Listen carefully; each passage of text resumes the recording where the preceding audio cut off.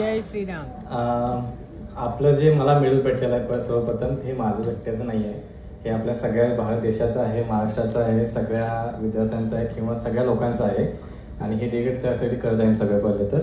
आणि माझं शूटिंग हे 17 वर्ष आधी स्टार्ट झालं होतं.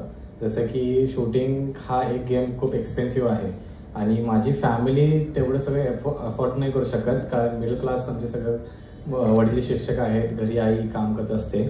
अँड मला ज्यांनी साथ दिला किंवा जे सपोर्ट केला ते सर्वप्रथम पहिलं तर मी जे आपलं महाराष्ट्र गव्हर्नमेंटचं आहे क्रीडा प्रबोधिनी, त्या थ्रू माझं शूटिंग हे स्टार्ट झालं 2009 पासून. आणि त्यांनी जो सपोर्ट दिला मला त्याच्या थ्रू मला शूटिंग हा गेम एक लेवलपर्यंत आणता आला.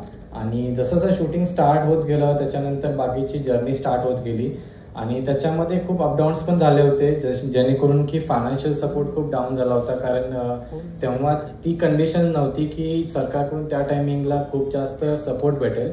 बट आत्ताच्या टायमिंगला मोदी सर आहेत किंवा मानसूजी सर आहेत किंवा रक्षा मॅडम आहेत, त्यांनी ज्या प्रकारे आपल्या इंडियाच्या स्पोर्ट्स स्ट्रक्चरला जे वरती आणलं किंवा ज्या प्रकारे त्यांनी चांगल्या प्रकारे सुविधा दिल्या, जसं की आता मी आहे टॉप स्कीममध्ये आणि मंथली मला एक फायनान्शियल अमाऊंट जेणेकरून माझं डाईट आहे किंवा माझं जे जिम वर्कआउट आहे त्यासाठी मला तो यूज करता येतो.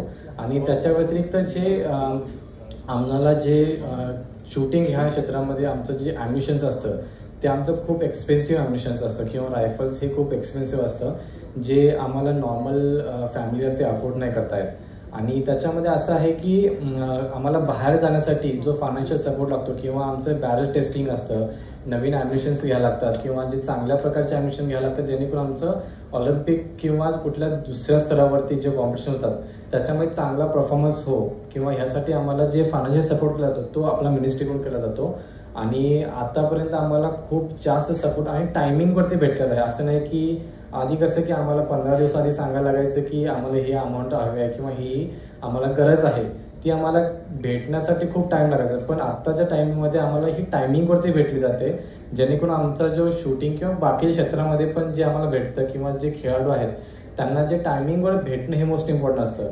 आणि आत्ता भेटल्यामुळे आम्ही मोदीजी सरांचा किंवा मनसुख सरांचा खूप धन्यवाद आहे की त्यांनी ज्या प्रकारे खेळासाठी जे काही केलं जातं किंवा आणि बाकीचं बघायला गेलं तर आपले भारतामध्ये साईचे खूप सारे हे लोकेशन्स आहेत जिथे एव्हरी ॲथलीटला किंवा त्या खेळाडूंना त्या प्रकारचे सुविधा दिली जातात, जेणेकरून फूड एक डाईट आहे जो मोस्ट इम्पॉर्टंट असतो एक ॲथलीटसाठी.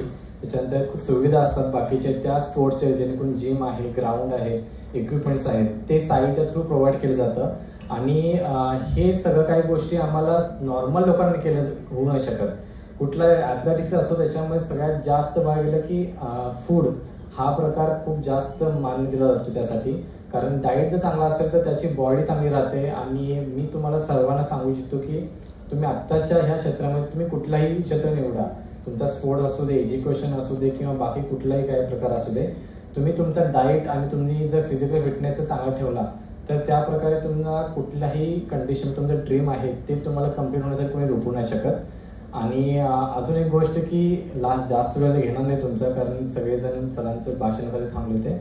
एक गोष्ट अजून असं आहे की वेळ लागल्याशिवाय इतिहास घडत नाही, असं जे आपल्या आहे महाराष्ट्र मातीमध्ये किंवा शिवरायांच्या मातीमध्ये आहे ते आपण जाणलं पाहिजे की कुठल्याही क्षेत्रामध्ये आपण खेळ असेल त्यासाठी वेळ झालं पाहिजे. आणि वेळ होण्यासाठी आपल्याला त्या प्रकारची जिद्द किंवा त्या प्रकारचं जे ध्येय असतं ते केलं पाहिजे, तरच आपली हिस्ट्री बनवू शकते. असं मी बोलून हे माझं 2 मिनिटं सांगतो. जय महाराष्ट्र.